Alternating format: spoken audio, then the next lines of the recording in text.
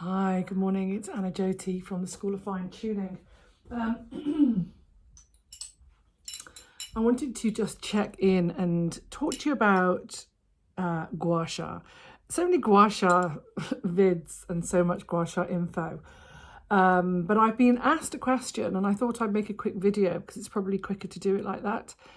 And it's about the thickness of your gua sha tools and which thickness to go for. And you might already know this, so it's absolutely fine if you do, but you can see that some of them are really thick and some of them are much thinner and some are sort of medium. That's a nice thin one. And there are thinner actually. Some of my metal tools are even thinner than that. And then there's a really thick one. And then some of these gadgets and tools are also sort of thicker and thinner. So let me tell you about the thickness and the thinness of the stones. First of all, it goes to a little bit of the benefits and the techniques and the theory of gua sha, in that, in my opinion, when I'm teaching about gua sha and when I'm doing gua sha on my face and on others, there's two aspects to gua sha, in that one, in fact, there's three. One is to boost chi and energetic flow within the meridians and the acupoints. The other is to boost arterial blood flow. The other is also to break down and move fascia. And the other is to move lymph and the lymphatic system, because the lymphatic system doesn't have a pump like arterial blood flow. So when you work very, very deeply and very strongly, it collapses the lymphatic vessels. The lymphatic vessels are a bit like a straw. So when you work on them, they collapse and then they open again. And so when you're working on the lymphatic system, it actually has to be really quite light, because the lymph is in the skin, and the vessels are superficial. So you do need to work quite light.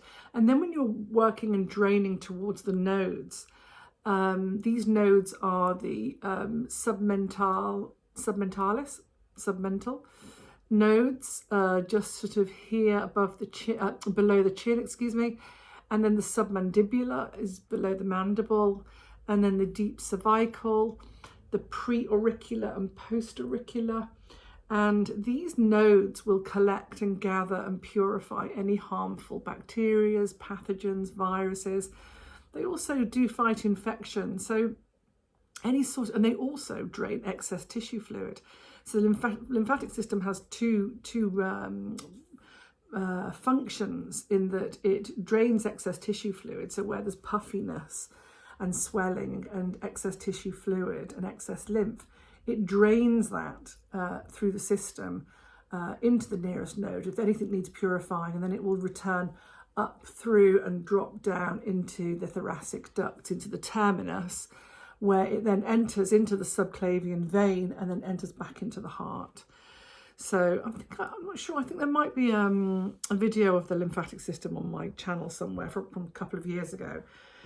Anyway, so that's the lymphatic system. And in my opinion, the lymphatic system needs to be super light. And so I usually work with a thicker stone. So on body, this is on body and particularly on the face. So on the face, I would use this thicker stone, and I would be working just to drain. So I'd start at the forehead, and very, very light, because actually on the face for lymphatic work, I use brushes as well. So you can use just superficial brushing. I think I've showed you that before as well, but superficial brushing, but also very, very light gua sha with, it can be a thick or medium thick. So this other one would be fine for that as well.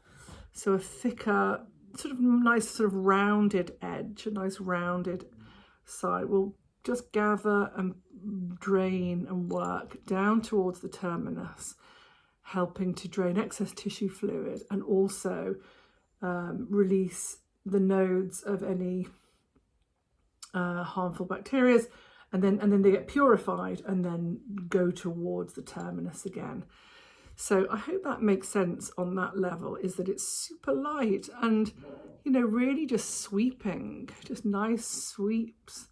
Now, if you are to work around the nodes and you see that little massage, I mean, you can sort of massage them, you can do little wiggles, you know, you can do what you like, but, you know, you've got to be very careful and gentle around the nodes, not to sort of be too ferocious. So just working nice and lightly around all those nodes.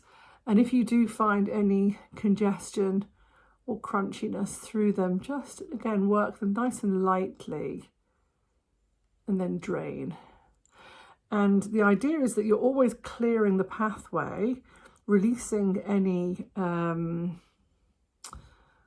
congestion or any harmful pathogens or harmful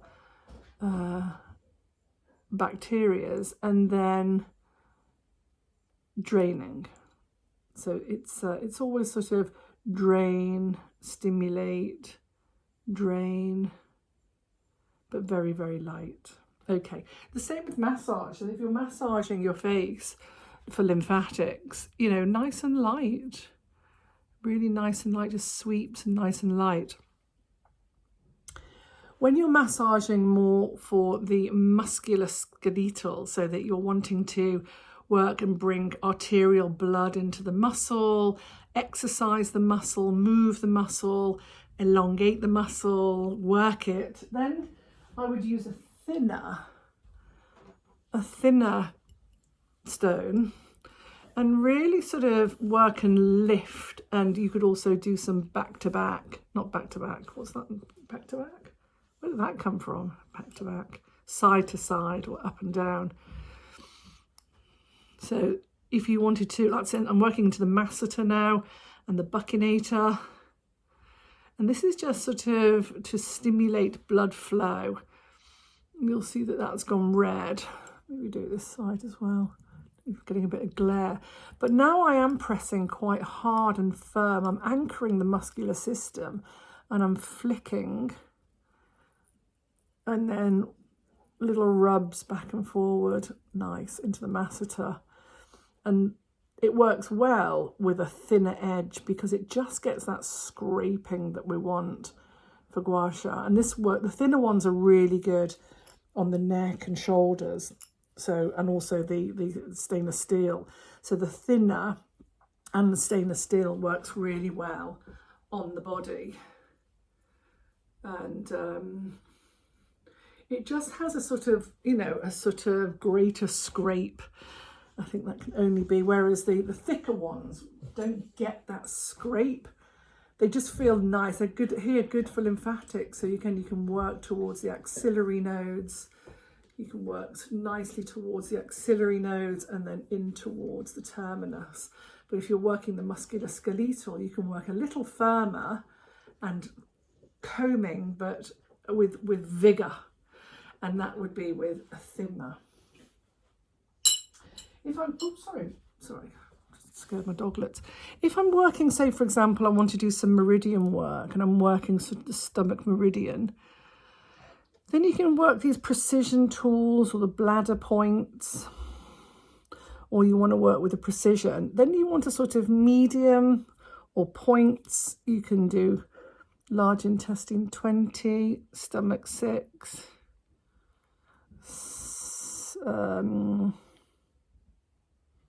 what's that? That's small intestine 23 or Sanjiao 23. Just to double check that. The bladder meridian, bladder point, bladder 2. Gallbladder 14. Just double check that point above there. Sanjiao. Put my glasses on. That is, where are you? Hang on. It's triple heater 23, Sanjiao 23, yeah. Triple heater 23. And the gallbladder. So, you know, you can work a little bit more on point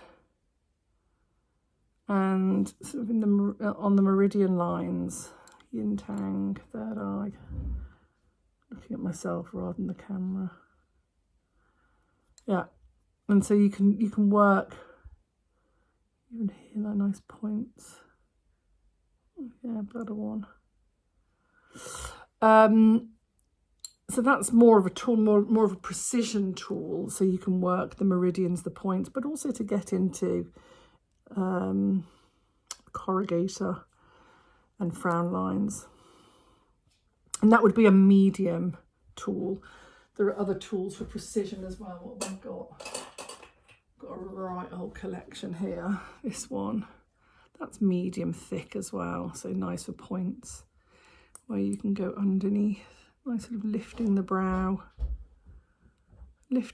here. That's a good one. Through the brow and over. But that tool does it as well. And here's the thing. So it probably does the tool that you've got. So if you've got, I keep looking at the wrong thing, wrong lens. But say for example, you've got one of these tools. If you've got one of these tools, you could also work under, through and over. And that is, I love this tool. This is a really nice tool. It's medium. It's not like so great for the back, for scraping. I would use a bigger, smaller, thinner for scraping the back. But for the face, I love these tools for the face because they contour and they flick and they drain and they pump and they point and they flick. Yeah. So I hope that helps. Quite a long video, but so that's it. That's from my opinion and my experience of working with the tools, is that you have different tools to do different things. And so that's why I've got a selection, because some of them are thicker for lymphatic work. Some of them are thinner for facial, muscular work. Some of them are really, really thin, like my metal pieces for along the trapezius and rhomboid to really get into the muscles there. And then just for good chi flow. And so when you see some of the markings on the back, that's good blood and chi flow. But this on the face for the thicker ones, for good for and just if you've got a stone, just to say that if you've got a stone that's a thinner stone, that's the one that you've got, it can do lymphatic drainage. You just go really nice and lightly. Yeah, so it's not like, oh my God, I need to get another stone, but I mean, you don't need any encouragement from me to buy other tools. But, you know, if you've got a thinner tool, just go nice and light. Oh, here's my student. Gotta go. Here's my student. Gotta go. Lots of love.